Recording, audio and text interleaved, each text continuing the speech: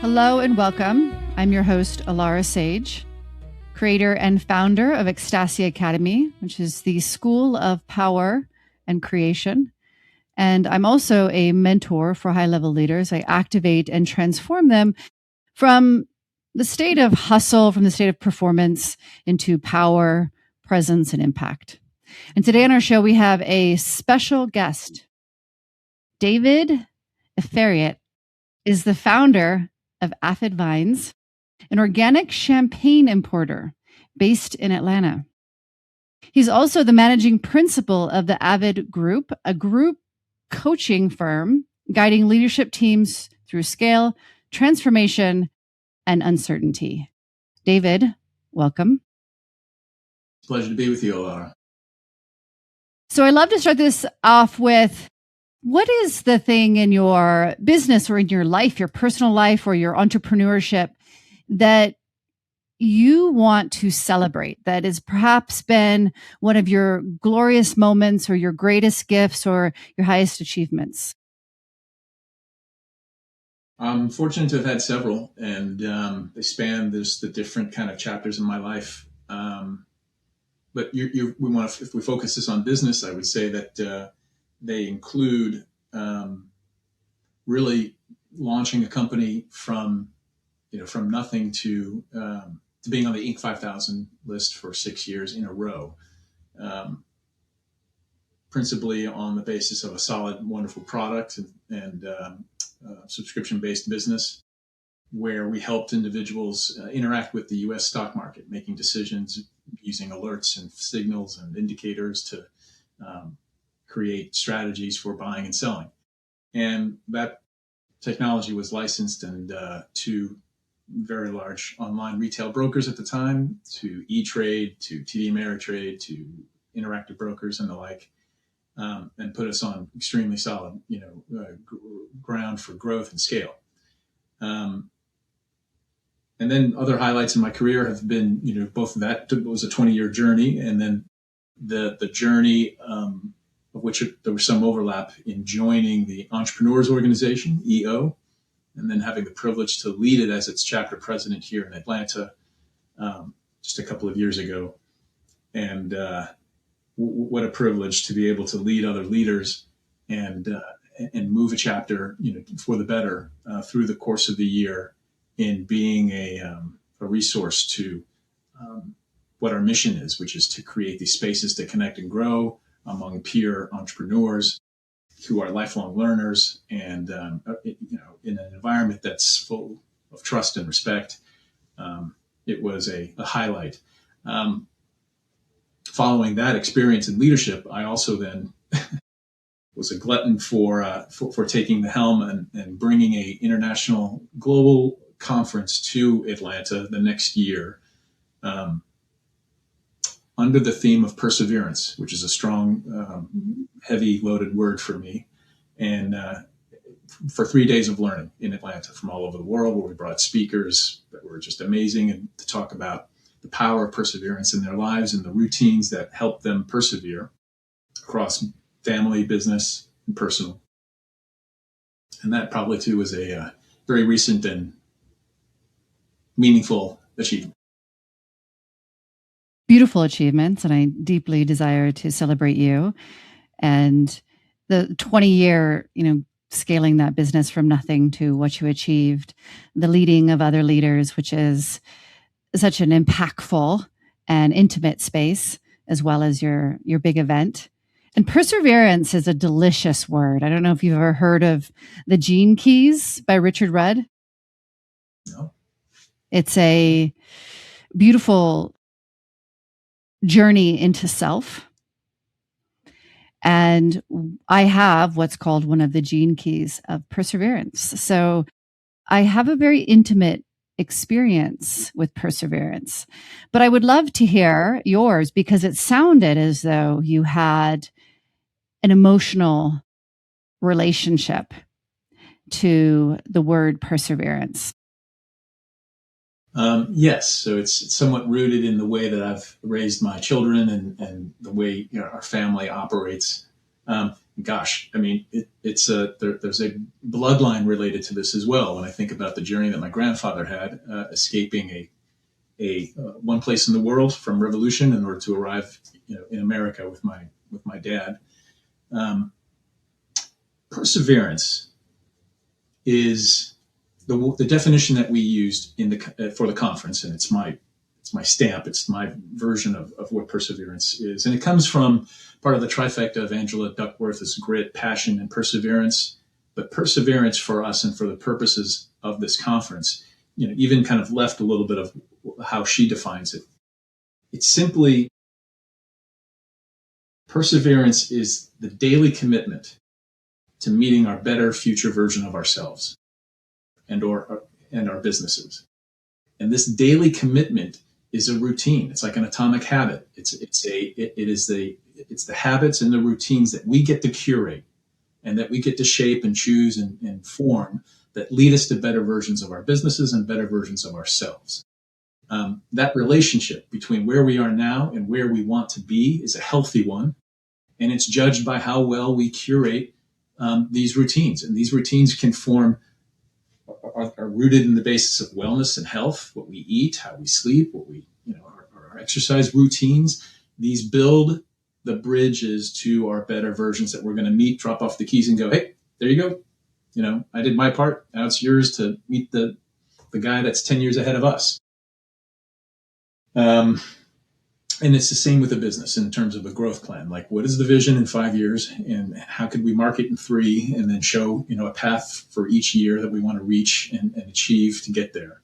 And then becomes the quarterly and almost weekly routines that we're going to commit to, that we all agree that this is important, the vision and the purpose of what we're doing, a better version of our business, a better version of ourselves. Once that agreement is made, we make that commitment to these routines. Kind of stop there, but that's on that basis. Every speaker that we had a retired colonel and former senator from Arizona, Martha McSally, come and visit, and she's one of the first female, Top Gun fighter pilots, and she certainly talked about what are her routines, and how did she leverage those routines to achieve the kind of success that she had, and how did she persevere through systemic gender bias and both in the military and then in government to achieve what she was able to achieve. If you don't have routines that are highly curated, you're not going to meet a future self that's better than where you are right now.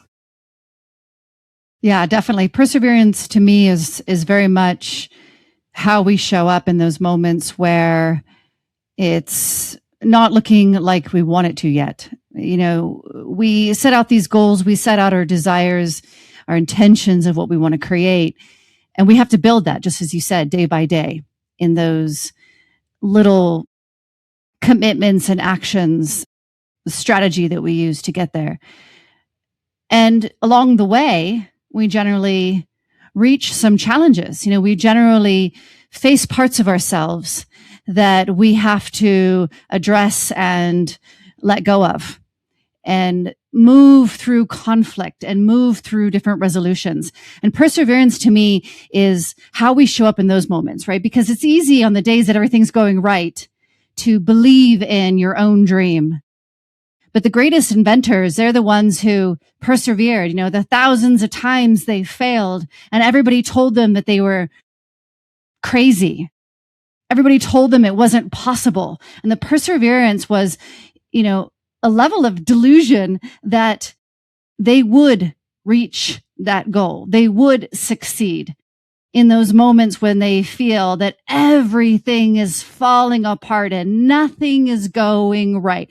How you show up in that moment, to me, is that perseverance. Do you show up as the person who has already created that end result in mind? Or are you the person who's, falling back or believing in the illusion of the conflict or the illusion of the challenge? I would love to hear, how has this shown up for you? Where have you met some of these very real challenges in your entrepreneurship or your leadership? Yeah. And I think what you kind of described is certainly a beautiful added dimension of perseverance. I kind of look at it as like that's almost the definition of grit. How you show up in those moments is where is, what's the fuel cell that you're tapping into, but it is still the routine and the habit, the process that you're going to follow, that's going to, in that moment, take a lot of grit or take a lot of, perseverance to climb through and to walk and to achieve. Where this has shown up, I tell a kind of funny story about where this has shown up in my life, and it relates to, again, how I raised my kids. You may have described, as I've mentioned before, I'm a dual citizen of France and America, and it was very important for me that my children tap into this very rich cultural heritage that I have found and is used as a source for grit and perseverance in my life. It comes from when my father immigrated to the country from an area of France that was one of its colonial territories in what is now known as Algeria. And that movement, half the family went to southern France, the other half came to America.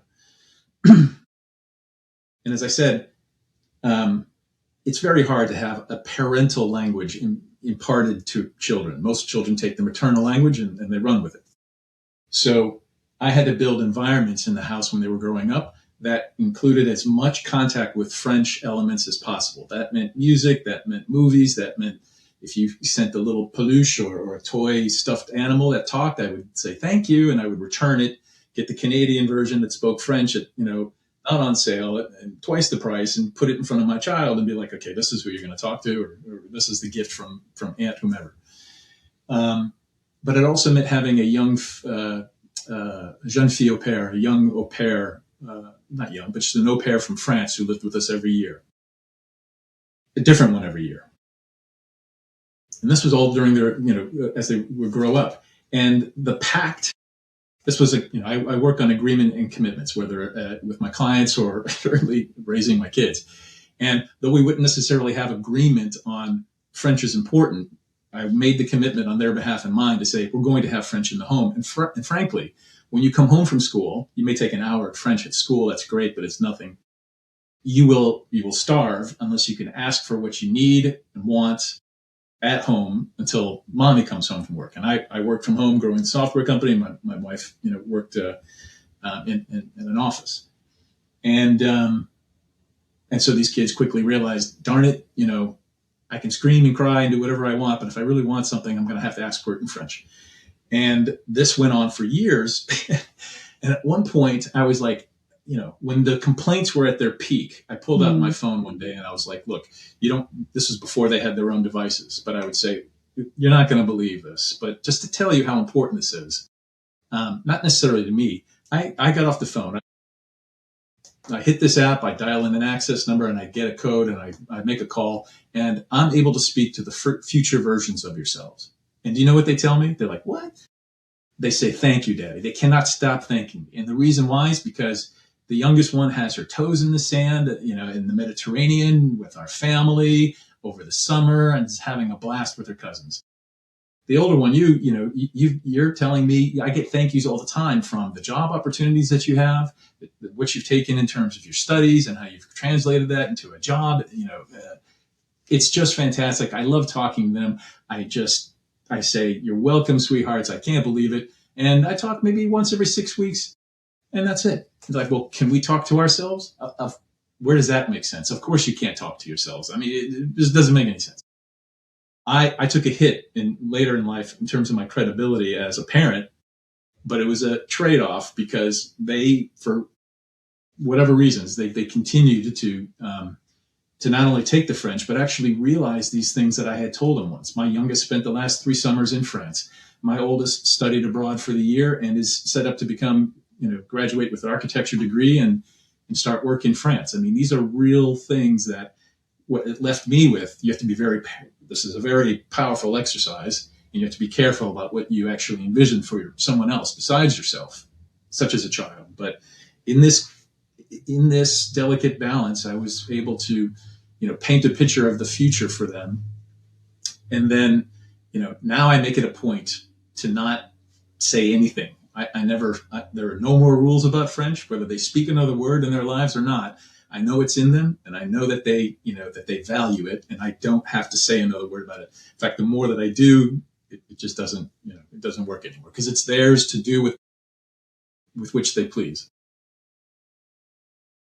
Beautiful story. And, sometimes that can be a little bit harder, bringing that type of teaching into children versus into your clients as the mentor that you are, or even into your employees, because there is a level of choice in that participation. Whereas children and parents, that's a soul level choice, but not necessarily an embodied human decision and choice. And that takes, definitely, as you mentioned, a level of balance. Is there an area that you're experiencing this call for perseverance in your businesses right now? Yes. I would say that, the efforts to, the journey of becoming a growth coach has been somewhat fairly recent. It's been less than a year or so. And I've surrounded myself with routines and habits that are necessary for the start and the growth of a successful practice. And those elements include everything from a solid framework, a community of other coaches, even a very effective software that helps us and it helps me drive a lot of the group dynamics wherein I really work with the CEO and the leadership teams to drive change and growth.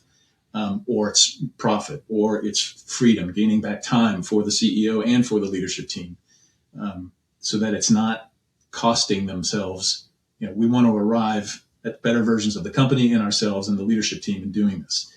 So, right tool set, right community, and but the perseverance has come to the highest impact activities that I can do to gain the next client, to earn the next referral, is been quite a challenge.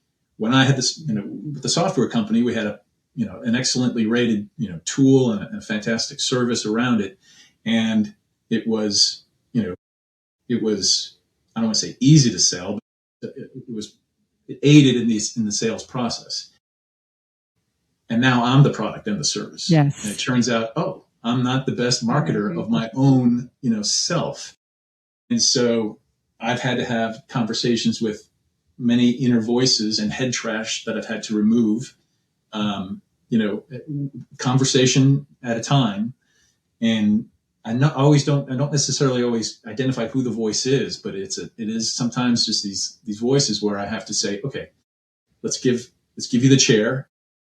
Think through and say out loud whatever it is you're trying to say, and not just throw feelings at me, but try to let's have state your case. And so, and so working through that says, that really makes no sense when we say it out loud. So, okay, you're dismissed, and we know better now. Are just some of the ways that I have to kind of remove that head trash, and it comes back down to routines that I've always known, which is fall back on communities, fall back on peers, fall back on those that I want to surround myself that are doing this. And it will come. It will come. This is a really beautiful example, because it's something that many of us as personal brands really understand. When you're selling a product, there's a specific product that you're selling that is, outside of yourself. And generally it's a physical item. Even software has some level of physicality to it, right? And as a mentor, it's much more obtuse, and it's very personal. It's literally a personal brand. And I love how you speak to the inner critic, that inner voice. That's what I was referring to when I said the aspects of self. These are subconscious programs that we have, that we've learned, in various different areas of our life, people that we heard, or even things we saw on television, that our subconscious mind, as it is a little sponge. It soaked it right up. And, it's always there. And that's what's so beautiful. One of my favorite things about being a personal brand is you can't hide. There is no external product to just, that's what I'm selling. When you're selling yourself, you have to address what you actually believe about yourself. You have to address the belief around your internal value, your internal worth. Are you enough? And these are really big questions that a lot of people don't ever have to face. And so to me, the personal brand is one of the hottest of flames, but it's the most delicious because we go through the personal transformation ourselves, and then we are capable of supporting others in those various degrees that they may or may not be even aware, because regardless of who the person is, everybody on the planet has an inner critic. Everybody in the planet has a sense of, am I worthy enough? What value do I really hold? Am I received by others, right? This is a human dilemma. It's not a personal dilemma.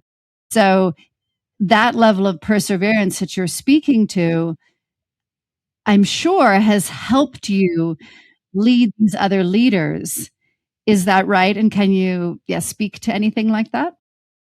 I mean, my gosh, I think you nail it, and not just on the head, but you come at it from so many different angles that that it's clear that we're walking similar journeys here. A couple of things that come to mind. One is just if I sit with myself long enough, the right voice comes in and says, "Hey, you got this." And what you think, like sometimes, if, for example, on this journey, that I somehow had fallen into a frame of like, the growth coaching is like this. I'm coming in to save, a company that's spiraling. And one of my first clients was kind of spiraling out of control. And it was such that, though it was very validating to be able to deliver value and that was well received and surrounded by gratitude, the outer macro elements of the business, like missing payroll, were greatly hampering the ability to kind of do the growth work. And yet it left me with kind of thinking like, is this what this is going to be like? Am I here to turn around? Am I a turnaround artist? And getting more specific about who I wanted to work with and the kind of clients that I could see myself really impacting, it turned into a frame that was like, look, this is not medicine. In fact, this is a ticket to ride. Here is your ticket. We're going to do this well, and we're going to do this in a way where we arrive as a better version of ourselves and a better version of the company and a better version of this team. And, if this is the kind of ride that you want to be on, I promise you it's going to be full of experiences that, that we will make this, that do what? That turn a leadership team into being single individuals in roles into a team that really thrives on mutual accountability, that has an outward mindset, that thinks about my output as your input. I better care about that.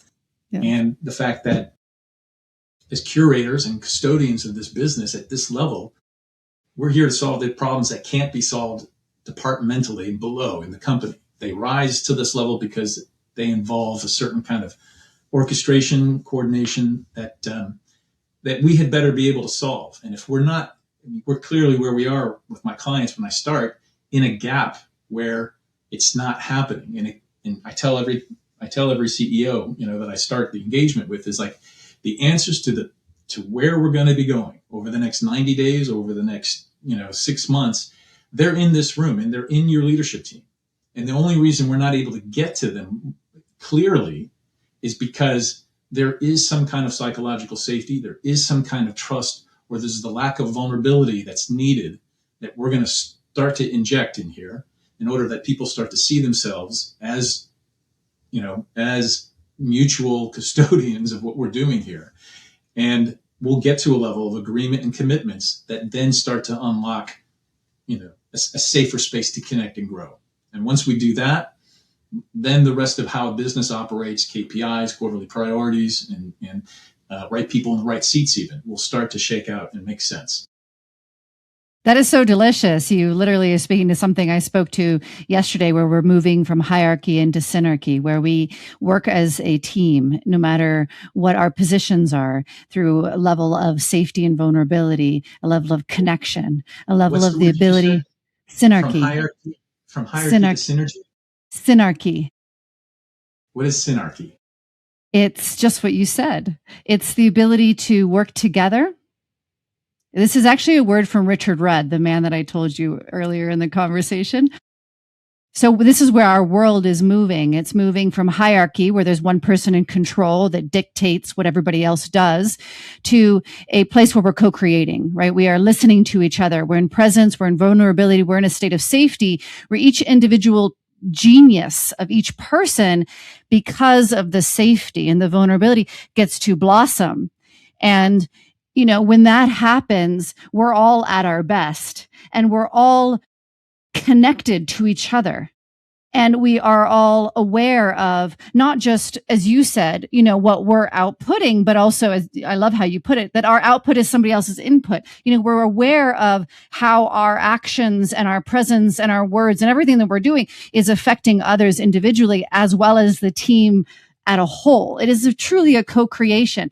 And then these problems that seem to have been there, they fall away because there is flow of energy. There is flow. There's higher creativity. There is higher cognizability. There is emotional stability. And it's just humanity increasing their individual capacity, and then together that capacity, and therefore flow and communion and co-creation. So yeah, so beautiful. I love that so much.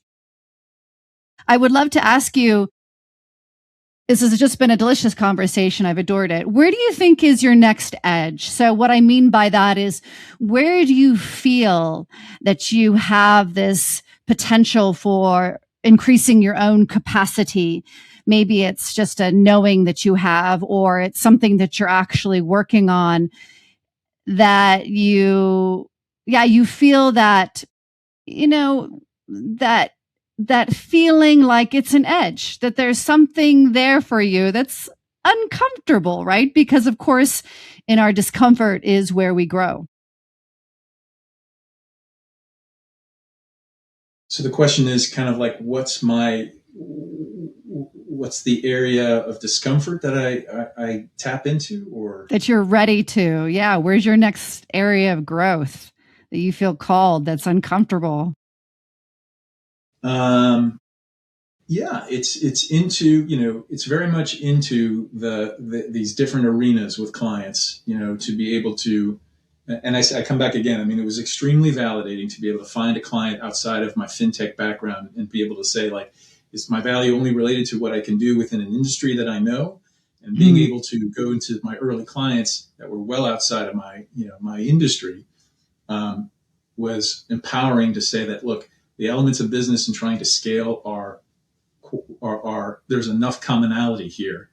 And had I had a coach of my caliber now, back then in the software company, my goodness, we would have gone even farther and even faster, than we did. And so that is a source of confidence, as well as the, as you say, the culinary delight of uncertainty, this deliciousness of stepping into an arena, or into what is really, again, not to be taken lightly. And that's part of this process, the sales process of generating comfort when a CEO invites you into literally the inner circle of their deliberations, in order to say, hey, I need to tune up, or, the model that we were using is being outstripped by reality. And I could use this help. That's a very, to get to that position of trust certainly does take time, and it takes certain steps. And the way I approach it is to say, start with value. Just start giving value, from day one and from conversation one. And it doesn't matter, what they take and and if they turn around and give the engagement or not.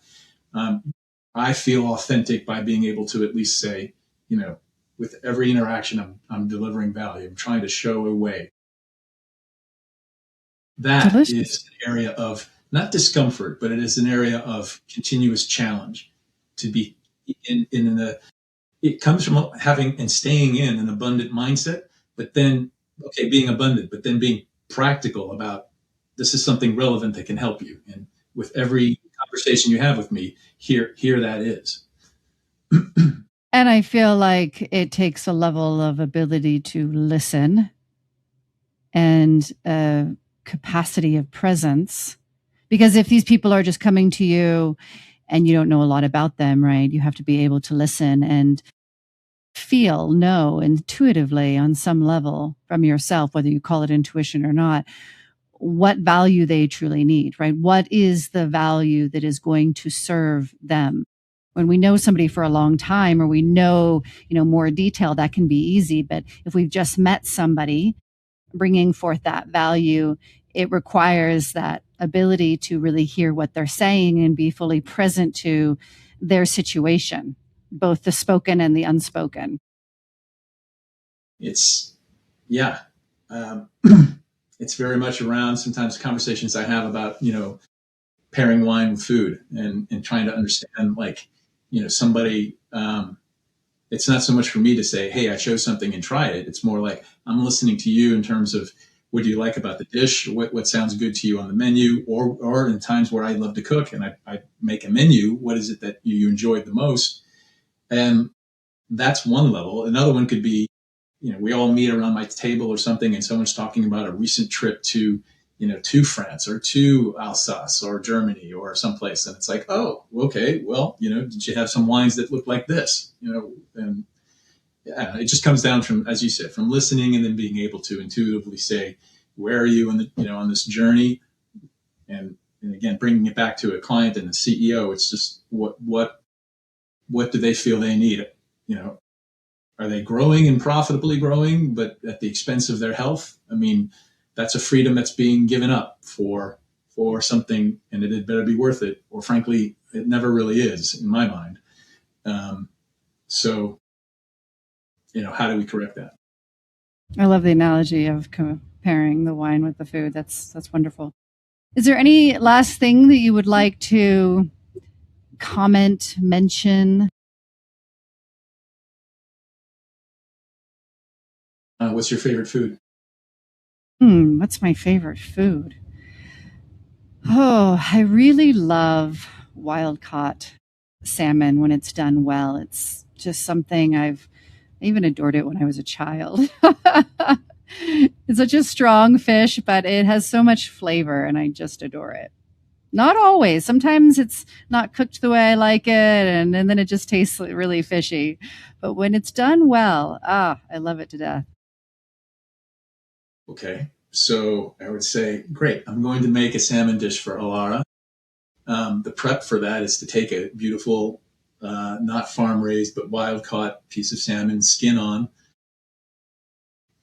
When you can elevate almost any fish, but certainly salmon in this way by sprinkling sugar on it and salt. Waiting 20 minutes. What happens? The salt and sugar go into and break down into the fish, and it pulls out moisture, the kind of moisture that you don't want to be tasting later as what you would call fishy of some sorts. But if you spend 20 minutes and then you rinse off with water the fillet or the piece and then pat it dry, your fish is prepped and ready for cooking. And the way that's done is Eric Ripert and Le Bernardin in New York is, to put it on skin side down and never turn it, but just see it as the temperature kind of cooks from the bottom and then stop it halfway, take it out, and then spice it however you want, salt and pepper, lemon, a little tahini or anything else that you would add to it, and it is ready to go. I just learned something. Thank you. And I did know about the salt, but I didn't know about the sugar as well. So I'll have to try that. So how can people find you, reach out? Just tell us briefly how they can connect to you and anything specific that you kind of want to call attention to. Feel free to. Thank you. Well, avid.coach is the website. It'll direct you to my coach's page. And the other way really is LinkedIn. Let's start a conversation on LinkedIn. If you've got questions about how what the road ahead is and whether how you started is keeping up with the realities of your business and growth, let's have a conversation about how we can arrive at a better future version of ourselves for you and for the business. All that can start at LinkedIn. My name, David Afaria, and or at avid.coach. Perfect. I'll make sure those links are below for everybody. And David, this has been a delightful conversation. I very much appreciate your presence, your wisdom, your celebration, and your edge. It's been delicious. And to the listeners, thank you so much for joining us here today. As mentioned, those links are below that you can reach out to David. Until next time, much love.